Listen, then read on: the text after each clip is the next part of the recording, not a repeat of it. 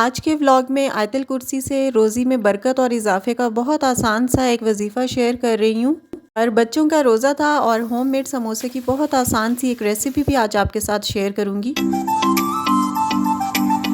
Hello and अस्सलाम वालेकुम everyone, this is सनान सारी। कैसे हैं आप सब? Hope you are all doing good. अल्लाह ताला के करम से मैं भी बिल्कुल ठीक ठाक हूँ और मज़े में हूँ। सो जनाब, व्लॉग स्टार्ट हो रहा है सुबह के 12 बजे से। सुबह ही कहा जाएगा क्योंकि लेट उठे थे बच्चे, मैं भी थोड़ा सा लेट उठी थी क्योंकि आज बच्चों का भी रोज़ा था, मेरा भी रोज़ा था।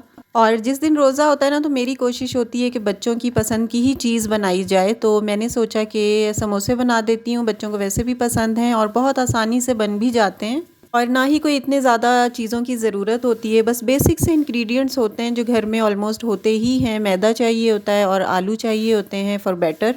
तो सबसे पहले जो दिन का आगाज़ मैंने किया था ना, वो आटा गूंदने से किया था। और उसके बाद मैं किचन को हमेशा सुबह सुबह जल्दी ही साफ़ कर लेती हूँ ताकि काम करने में आसानी हो और दिल भी लगे काम करने में। जब किचन साफ़ होता है ना, तो आराम से काम किया जाता है।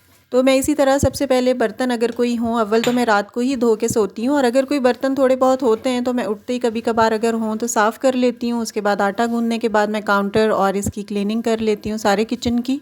और क्योंकि आज मैं समोसे बना रही थी अफ्तारी के लिए, तो मुझे उसका भी आटा गूंद के रखना था। वो भी मैंने गूंद के रख दिया था जो नॉर्मल आटा होता है उसके साथ ही, ताकि वो थोड़ा सा सेटल डाउन हो जाता है ना, तब उसके अच्छे से पेड़े वेड़े बन जाते हैं। बल्कि मैंने आटे के साथ ही आलू भी बॉईल करके और इसका मिक्सचर जो बैटर होता है ना, वो भी रेडी करके रख लिया था। बहुत सिंपल सा मैंने रेडी किया था। बस आलू बॉईल करके इसके अंदर मैंने लाल मिर्चें, नमक, ज़ीरा और जो धनिया पाउडर होता है वो ऐड करके और मिक्सचर रेडी करके वो भी मैंने फ्रिज में रख दिया था, ताकि मैं बस इसको जब बनाना होगा ना तो उस वक्त मैं इन दोनों चीज़ों को निकालूं, पेड़े बनाऊं और समोसे बना के जल्दी जल्दी फ्राई हो जाएगा। अच्छा, आज के व्लॉग में ना मैं आपको बहुत आसान सा एक रोज़ी और रिस्क में इजाफे का एक वजीफ़ा बता रही हूँ। उसमें आपको क्या करना है कि जस्ट आपने आयतल कुर्सी पढ़नी है जो कि कुरान पाक के 3रे सिपारे में है। हम सब मुसलमानों को ही पता है और ये बहुत आसान भी है, हमें ज़बानी भी याद है। तो यहाँ पर ये पॉइंट्स हैं, इसमें लिखा हुआ भी आपको नज़र आ रहा होगा। हर नमाज के बाद आयतल कुर्सी पढ़ने का अगर मामूल बना लिया जाए तो नंबर 1 पॉइंट पे आपको नज़र आ रहा होगा कि वो मरने के बाद जन्नत में जाएगा। नंबर 2 है वो शैतान और जिन की तमाम शरारतों से महफूज रहेगा। एंड नंबर 3 इज़ अगर मोहताज होगा तो चंद दिनों में उसकी मोहताजी और गरीबी दूर हो जाएगी। और एंड वाले पॉइंट यानी नंबर 5 पे इसमें लिखा हुआ था कि अगर आयतल कुर्सी आप लिख कर किसी ऊंची जगह पर इसका कतबा आवेज़ा कर दें तो इस घर में कभी भी फाका ना होगा बल्कि रोज़ी में बरकत और इजाफा होगा। यानी अगर आप इस आयतल कुर्सी को बिल्कुल ठीक विदाउट एनी मिस्टेक आप इसको एक पेपर पे लिखते हैं और इसे आप प्लास्टिक कोटिंग करवा के किसी ऊंची जगह पर लगा देते हैं तो इससे भी आपके रिस्क में इंशाल्लाह ताला ज़रूर इजाफा होगा। इसके अलावा हर नमाज के पढ़ने के बाद जब आप आयतल कुर्सी पढ़ते हैं तो इससे भी मोहताजी और गरीबी दूर होती है। तो ये बहुत ही एक आसान सा आयतल कुर्सी का वजीफ़ा था। नमाजें तो सब पढ़ ही रहे होते हैं, तो उसके बाद आप आयतल कुर्सी पढ़ा करें इसी नीयत से कि अल्लाह ताला मोहताजी और गरीबी को दूर करे और रोज़ी में रिस्क में बरकत अता फरमाए। तो इंशाल्लाह ताला आपके भी ज़रूर बरकतें ज़ाहिर होंगी। इसके अलावा रिस्क में बरकत का मैंने एक व्लॉग शेयर किया था, उसमें मैंने कुछ सूरतें और कुछ वज़ाइफ ऐसे बताए थे जो बहुत आसान थे और इंशाल्लाह उससे ज़रूर रोज़ी में और रिस्क में इजाफा होगा। तो आप विज़िट करना चाहें तो डिस्क्रिप्शन बॉक्स में मैंने उसका लिंक डाल दिया है, आप चाहें तो विज़िट कर सकते हैं। अच्छा, ये वो डो है जो मैंने समोसे के लिए ऑलरेडी बनाकर फ्रिज में रख दी थी और ये मैंने सुबह के टाइम पे ही बना ली थी 12-1 बजे। और यहाँ पर अब अफ्तारी का टाइम है तो मैंने कहा कि बनाना स्टार्ट कर देती हूँ और जल्दी जल्दी बन जाते हैं बस ये। लेकिन मैंने साथ में थोड़े से पकौड़े भी फ्राई करने थे क्योंकि वो भी बच्चे कह रहे थे कि मम्मा पकौड़े और समोसे दोनों बना लें, तो वो भी मैंने थोड़े से बनाने थे, तो इसलिए मैंने थोड़ा सा जल्दी स्टार्ट कर दिया था ताकि अफ्तारी के टाइम पे कोई मुश्किल ना हो, सब चीज़ें ऑलरेडी बनी हुई हों। बस इसको सिंपली कट लगा दिया था रोटी बेलने के बाद और जो बैटर था पोटैटो का उसको मैंने इसमें ऐड कर दिया था और पहला समोसा तो बस इसी तरह का बना था, जानलेवा सा।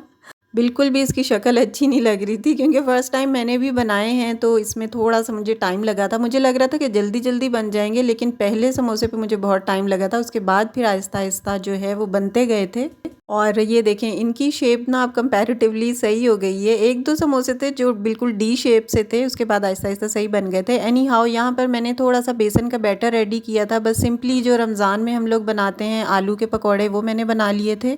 और इसके साथ प्याज के पकोड़े भी बनाए थे। और मुझे पर्सनली जो है वो बैंगन के पकोड़े बहुत अच्छे लगते हैं, तो मैं जस्ट एक बैंगन इसको मैंने राउंड शेप में काट के ना पकोड़ों की तरह और मैंने इस बैटर के अंदर डाल दिया था और ये आफ्टर फ्राइंग बहुत ज़बरदस्त लगते हैं। अगर किसी को बैंगन पसंद नहीं है ना, तो वो इस तरह से बेसन के बैटर के अंदर बैंगन को डिप करके फ्राई करें तो लिटरली बहुत मज़े के लगते हैं। स्पेशली अगर आप दही के रायते के साथ और रोटी के साथ इसे खाएं ना तो बहुत अच्छे लगते हैं और हेल्दी भी हैं। And same is the case with onion rings. Onion भी बहुत मज़े का लगता है आफ्टर फ्राइंग इन बेसन में कोट करके ना, ये बहुत अच्छे लगते हैं। और अच्छा, यहाँ पर मैंने पुलाव भी बनाया था और मैं ये डाल के रख दिया था बच्चों के लिए कि जिसने जो खाना होगा वो खा लेंगे, क्योंकि मैंने चीज़ें ना बहुत थोड़ी थोड़ी क्वांटिटी में ही बनाई थी। और अगर बहुत ज़्यादा क्वांटिटी में बना लेना तो रखी रहती हैं, और ये ऐसी चीज़ें हैं जो रखे रहने से ख़राब हो जाती हैं, और जब ये थोड़ी देर पड़ी रहती हैं तो इनमें वो क्रिस्प और क्रंच नहीं रहता। तो इसलिए मैंने ना बहुत कम क्वांटिटी में बनाई थी। और चावल मैंने थोड़े ज़्यादा बना लिए थे, वो भी बच्चों की पसंद पे, बच्चों की फरमाइश पे ही बनाए थे, क्योंकि उनका रोज़ा था तो उनके अकॉर्डिंग ही चलना पड़ता है। यहाँ पर समोसे फ्राई हो गए थे और अब मैं यहाँ पर पकोड़े फ्राई कर रही थी। 1 बाय 1 मैंने कर लिए थे ये भी। इन पकौड़ों के बीच में ही अनियन रिंग्स भी हैं और बैंगन के भी हैं, आलू के भी हैं, तो इनको जो है वो डिफ्रेंशिएट करना मुश्किल है, लेकिन ये तीनों बहुत मज़े के लगते हैं। और ये कुछ बचे हुए हैं, इनको मैं थोड़ी देर के बाद फ्राई करूँगी, क्योंकि इफ्तारी का टाइम हो चुका था तो इसलिए मैंने सोचा कि अब ये बाद में करूँगी। लेकिन बाद में भी मैंने फिर ये फ्राई नहीं किए थे, क्योंकि यही काफ़ी थे। बहुत कम बच्चे खा रहे होते हैं और मैं भी ऐसी चीज़ें कम ही खाती हूँ। और यहाँ पर अल्हम्दुलिल्लाह अल्लाह ताला के फ़ज़ल से, अल्लाह ताला के करम से अफ्तारी का जो टेबल है वो मैंने लगा दिया था। यहाँ पर आयशा और हानी माशाल्लाह अफ्तारी के लिए बैठी हुई हैं। इनको मैं किचन में ही खाना लगा देती हूँ। अफ्तारी भी मैंने किचन में ही इनको दे दी थी, क्योंकि यहाँ पर काफ़ी हीट होती है और हीट अप हुआ हुआ होता है पूरा किचन, तो बस मैं प्रेफरेबली यहीं पे खाना चेयर्स पे लगा देती हूँ, बच्चों के लिए भी और अपने लिए भी। आज इफ्तारी में एक चीज़ मिसिंग थी और वो खजूर है, जो बहुत ही ज़्यादा कॉमन है और बहुत ज़्यादा इम्पॉर्टेंट होती है, तो वो हमारी ख़त्म हुई हुई थी। अच्छा, ये क्लिप जो है नेक्स्ट डे का है। यहाँ मैं पंजाब कैश एंड कैरी आई थी और यहाँ मुझे वेजिटेबल्स लेनी थी, और ये आपको लौकी के रेट नज़र आ रहे होंगे 189, यानी ऑलमोस्ट 200 रुपये किलो है लौकी। और सारी सब्जियों का ऑलमोस्ट यही रेट चल रहा है। सबसे ज़्यादा रेट हाई है जो, वो सबसे ज़्यादा आजकल प्याज का है, 300 रुपये किलो है यहाँ पर। जब इतना ज़्यादा महंगा प्याज होता है ना, तो दिल चाहता है कि खानों में कम ही प्याज डालें। और इधर मैं लेमन डाल रही हूँ, थोड़े से चाहिए थे मुझे तो वो मैं ले रही हूँ। अभी तो जैसे जैसे बकरा ईद आएगी ऐसे ऐसे मेरे ख्याल से रेट इनके और ज़्यादा हाई होते जाते हैं। और आयशा से मैंने कहा था कि आप यहाँ पर कैरेट्स डालो, तो आयशा यहाँ पे कैरेट्स डाल रही है। से मैंने कहा था छोटी छोटी डालना, स्लिम वाली और रेड वाली डालना।